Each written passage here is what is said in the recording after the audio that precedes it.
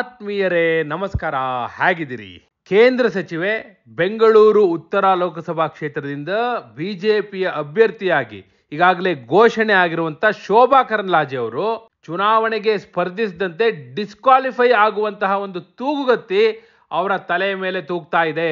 ಚುನಾವಣಾ ಆಯೋಗ ಕೈಗೊಳ್ಳುವಂತಹ ಕ್ರಮವನ್ನು ಆಧರಿಸಿ ಅವರ ಭವಿಷ್ಯ ಏನು ಅನ್ನೋ ತೀರ್ಮಾನ ಆಗುತ್ತೆ. ನೋಡಿ, ಬೆಂಗಳೂರು ಉತ್ತರ ಲೋಕಸಭಾ ಕ್ಷೇತ್ರ ಈ ಬಾರಿ ಬಹಳಷ್ಟು ಕಾರಣಗಳಿಗೆ ಇಂತಹ ಸಂದರ್ಭದಲ್ಲೇ ಇಲ್ಲಿನ ಟಿಕೆಟ್ ಪಡೆದಂತ ಶೋಭಾ ಕರಂದ್ಲಾಜೆ ಅವರು ಕೊಟ್ಟಂತ ಒಂದು ಹೇಳಿಕೆ ಅವರ ಭವಿಷ್ಯವನ್ನೇ ಈಗ ತುಗುಯ್ಯಾಲೆಗೆ ತಂದೊಡ್ಡಿದೆ. ಏನ್ ಮಾಡಿದ್ದಾರೆ, ಅವ್ರು ಏನ್ ಹೇಳಿದ್ರು, ಕಾನೂನು ಏನ್ ಹೇಳುತ್ತೆ, ಡಿಸ್ಕ್ವಾಲಿಫಿಕೇಶನ್ ಆಗುವಂತ ಸಾಧ್ಯತೆ ಯಾಕಿದೆ, ಚುನಾವಣಾ ಆಯೋಗ ಏನ್ ಮಾಡಿದೆ, ತಮಿಳುನಾಡಲ್ಲಿ ಏನಾಗ್ತಾ ಇದೆ, ಎಲ್ಲವನ್ನು ಕೂಡ ಹೇಳ್ತೀನಿ. ತುಂಬಾ ಸೀರಿಯಸ್ ಆಗಿದೆ ಈ ಮ್ಯಾಟರ್. ನೋಡಿ, ಶೋಭಾ ಕರಂದ್ಲಾಜೆ ಅವರು ಮೊದಲು ನೋಡಿ, ಇದಕ್ಕೆಲ್ಲ ಮೂಲ ಏನು ಅಂದರೆ ಶೋಭಾ ಕರಂದ್ಲಾಜೆ ಅವರ ಒಂದು ಹೇಳಿಕೆ. ಅವ್ರೇನು ಹೇಳಿದ್ರು, ಮೊನ್ನೆ ನಗರತಪೇಟೆಯಲ್ಲಿ ಪ್ರೊಟೆಸ್ಟ್ ಆಯ್ತಲ್ಲ, ಆ ಪ್ರೊಟೆಸ್ಟಲ್ಲಿ ಮೀಡಿಯಾದವ್ರು ಹೋಗಿ ಕೇಳಿದಾಗ ಯಾರೋ ತಮಿಳುನಾಡಿಂದ ಬರ್ತಾರೆ, ಇಲ್ಲಿ ಬಂದು ಬೆಂಗಳೂರಲ್ಲಿ ಕೆಫೆ ಇರ್ತಾರೆ. ಈ ಹೇಳಿಕೆ ಮುಖ್ಯವಾದ ಕಾರಣ ಇದ್ರ ಜೊತೆಗೆ ಅವರು ಡೆಲ್ಲಿಯಿಂದ ಬಂದು ಇಲ್ಲಿ ವಿಧಾನಸೌಧದಲ್ಲಿ ಪಾಕಿಸ್ತಾನ್ ಜಿಂದಾಬಾದ್ ಅನ್ನುವಂಥ ಘೋಷಣೆಗೆ ಹೋಗ್ತಾರೆ. ಅಲ್ಯಾರೋ ಕೇರಳದಿಂದ ಬಂದು ಬೆಂಗಳೂರಿನ ಕಾಲೇಜಲ್ಲಿ ವಿದ್ಯಾರ್ಥಿಗಳ ಮೇಲೆ ಆಸಿಡ್ ಎಸ್ತಾರೆ. ಇದನ್ನು ಎಲ್ಲ ಹೇಳಿದ್ದಾರೆ. ಆದರೆ ವಿವಾದದ ಕೇಂದ್ರ ಬಿಂದು ಆಗಿರೋದು ತಮಿಳುನಾಡವರು ಇಲ್ಲಿ ಬಂದು ಬಾಂಬ್ ಬಿಡ್ತಾರೆ ಅನ್ನೋ ಮಾತು ಹೇಳಿದ್ರಲ್ಲ, ಅದು ರಾಮೇಶ್ವರಂ ಕೆಫೆಯಲ್ಲಿ ಆದಂಥ ಬಾಂಬ್ ಬ್ಲಾಸ್ಟ್ ಪ್ರಕರಣದ ಹಿನ್ನೆಲೆಯಲ್ಲಿ ಅವ್ರು ಕೊಟ್ಟಂಥ ಹೇಳಿಕೆ.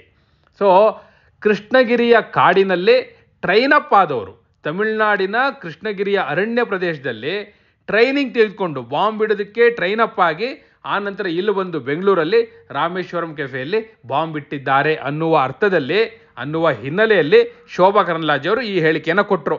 ಶುರು ಆಯ್ತು ನೋಡಿ ಅಲ್ಲೇ. ಆ ಕಡೆ ತಮಿಳುನಾಡಲ್ಲಂತೂ ಬೆಂಕಿ ಹತ್ಕೊಂಡ್ಬಿಟ್ಟಿದೆ. ಎಲ್ಲ ಬೀದಿಗೆ ಪ್ರೊಟೆಸ್ಟ್ ಮಾಡ್ತಿದ್ದಾರೆ. ಸೋಷಿಯಲ್ ಮೀಡಿಯಾದಲ್ಲಿ ಸಿಕ್ಕಾಪಟ್ಟೆ ಕ್ಯಾಂಪೇನ್ ನಡೀತಾ ಇದೆ ಅವ್ರ ವಿರುದ್ಧ. ಇದನ್ನ ಒಂದು ನ್ಯಾಷನಲ್ ಇಶ್ಯೂ ಮಾಡ್ಕೊಂಡ್ಬಿಟ್ಟಿದ್ದಾರೆ. ಅದರಲ್ಲೂ ತಮಿಳುನಾಡಲ್ಲಿ DMKಗೆ ಇದೊಂದು ದೊಡ್ಡ ಅಸ್ತ್ರ ಸಿಕ್ಕಾಗಿದೆ. ಹೇಗೋ ಅಣ್ಣಾಮಲೈಯಲ್ಲಿ ಬಹಳ ಕಷ್ಟಪಟ್ಟು ಈ ಸತಿ BJP ಖಾತೆಯಲ್ಲಿ ತೆಗಿಲೇಬೇಕು ಅಂತ ಬಹಳ ಪ್ರಯತ್ನದಲ್ಲಿದ್ದಾಗಲೇ ಇದು ಬಿಸಿ ತುಪ್ಪ ಆಗಿ ಪರಿಣಮಿಸಿದೆ. ಎಷ್ಟರ ಮಟ್ಟಿಗೆ ಅಂದರೆ DMK ಅವ್ರು ಈಗಾಗಲೇ ಹೋಗಿ ಕಂಪ್ಲೇಂಟ್ ಕೊಟ್ಟಾಗಿದೆ. ನಿಮಗೆ ಗೊತ್ತಿರಲಿ, ಮಧುರೈಯಲ್ಲಿ ಈಗ ದೂರು ದಾಖಲಾಗಿದೆ. ಶೋಭಾ ಕರಂದ್ಲಾಜೆ ಅವರ ವಿರುದ್ಧ FIR ಆಗಿದೆ. ರೆಪ್ರೆಸೆಂಟೇಷನ್ ಆಫ್ ಪೀಪಲ್ ಆಕ್ಟ್ ಅಡಿಯಲ್ಲಿ ದೂರನ್ನ ಈಗಾಗಲೇ ಚುನಾವಣಾ ಆಯೋಗಕ್ಕೂ ಕೊಟ್ಟಿದ್ದಾರೆ. ಚುನಾವಣಾ ಆಯೋಗ ಇದನ್ನು ತುಂಬ ಸೀರಿಯಸ್ ಆಗಿ ತಗೊಂಡಿದೆ. ಆಲ್ರೆಡಿ ಸೆಂಟ್ರಲ್ ಎಲೆಕ್ಷನ್ ಕಮಿಷನ್ನು ಕರ್ನಾಟಕದ ಬೆಂಗಳೂರಿನಲ್ಲಿರುವಂಥ ಚುನಾವಣಾ ಅಧಿಕಾರಿಗಳಿಗೆ ನೇರವಾಗಿ ಡೈರೆಕ್ಷನ್ ಕೊಟ್ಟಿದ್ದಾರೆ. 48 ಗಂಟೆಗಳ ಒಳಗಾಗಿ ಇದ್ರ ಬಗ್ಗೆ ನಮಗೆ ರಿಪೋರ್ಟ್ ಬೇಕು, ಅವ್ರು ಕೊಟ್ಟಿರುವ ಹೇಳಿಕೆ ಏನು, ಅದರಿಂದ ಆಗಿರುವ ಪರಿಣಾಮ ಏನು, ಪ್ರತಿಯೊಂದು ವರದಿಯನ್ನು ಕೊಡಿ ಅಂತ ಕೇಳಿದ್ದಾರೆ. ಈ ರಿಪೋರ್ಟ್ ಹೋಗ್ತಿದ್ದಾಗೆ ಡೆಫಿನೆಟ್ಲಿ ಶೋಭಾ ಕರಂದ್ಲಾಜೆ ಅವರಿಗೆ ಸಂಕಷ್ಟ ಎದುರಾಗುವಂಥ ಸಾಧ್ಯತೆ ಇದೆ. ಯಾಕೆ ಅಂತ ಹೇಳ್ತೀನಿ ಕೇಳಿ. ಯಾಕಂದರೆ ಕಾನೂನು ಅಷ್ಟು ಗಟ್ಟಿಯಾಗಿದೆ. ಅದರಲ್ಲೂ ಕೂಡ ರೆಪ್ರೆಸೆಂಟೇಷನ್ ಆಫ್ ಪೀಪಲ್ ಆಕ್ಟ್ ಇದೆಯಲ್ಲ, ಅದರ ಅಡಿಯಲ್ಲಿ ಇಂತಹ ಹೇಳಿಕೆಗಳು ಖಂಡಿತವಾಗಿಯೂ ಅಫೆನ್ಸಿವ್. ಏನು ಹೇಳುತ್ತೆ ಹಾಗಾದರೆ ರೆಪ್ರೆಸೆಂಟೇಷನ್ ಆಫ್ ಪೀಪಲ್ ಆಕ್ಟ್ 1951 ಅಂದರೆ ಪ್ರಜಾಪ್ರತಿನಿಧಿ ಕಾಯ್ದೆ 1951, ಇದರ ಅಡಿಯಲ್ಲಿ ಈಗ ಕೇಸನ್ನು ದಾಖಲಿಸಿರೋದು. ನೋಡಿ, ಅದರಲ್ಲಿ ಸೆಕ್ಷನ್ 153 ಅಡಿಯಲ್ಲಿ ಇವರು ಕೇಸನ್ನು ಮಾಡಿದ್ದಾರೆ. ಏನು ಹೇಳುತ್ತೆ ಸೆಕ್ಷನ್ 153A ಏನು ಹೇಳುತ್ತೆ ಅಂದರೆ, offense of promoting enmity between different groups on ground of religion, race, place of birth, residence, language, etc.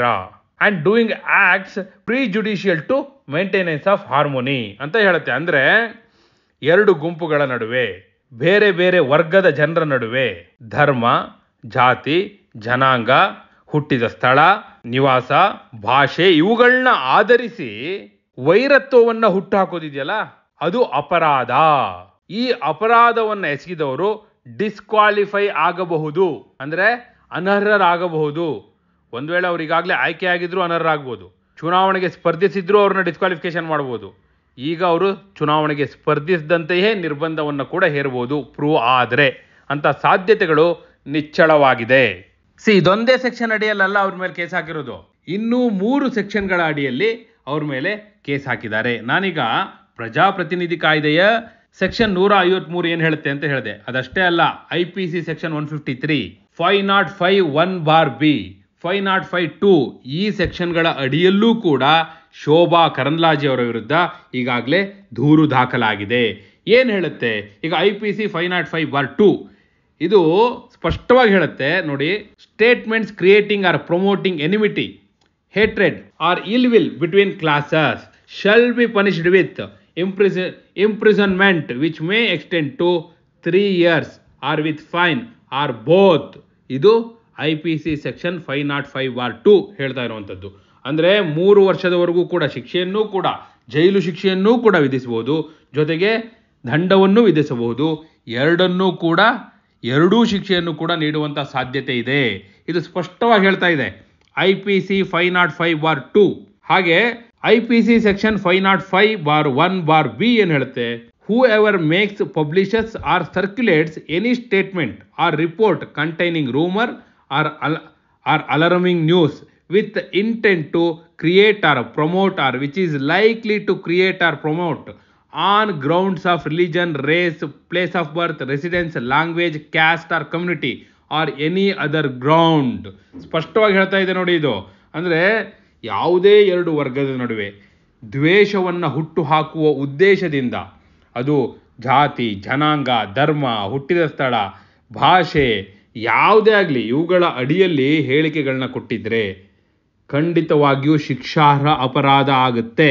ಹೀಗಿರುವಾಗ ಶೋಭಾ ಕರಂದ್ಲಾಜೆ ಅವರು ಕೊಟ್ಟಿರುವಂಥ ಹೇಳಿಕೆ ಖಂಡಿತವಾಗಿಯೂ ಅತ್ಯಂತ ಗಂಭೀರವಾದ ಹೇಳಿಕೆ.